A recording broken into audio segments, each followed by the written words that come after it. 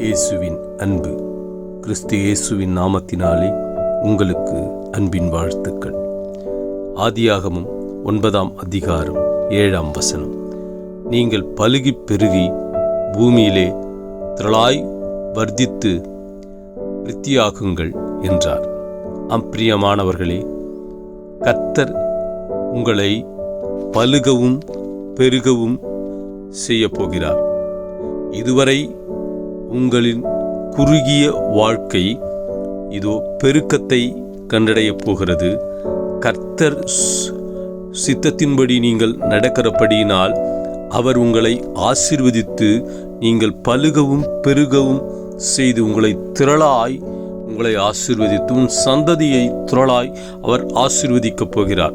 அவர் உன்னை வியாபாரத்தில் வர்த்தியாக்கப் போகிறார். அவர் இந்த வருடத்திலே கர்த்தர் உனக்கு இருக்கிற எல்லா குறைவுகளையும் மாற்றி அவர் நிறைவாய் உன்னை நடத்தி அவர் உன்னை பலுகவும் பெருகவும் நீ கையிட்டு செய்கிற காரியத்திலே பெருக்கத்தை கட்டளிடப் போகிறார்.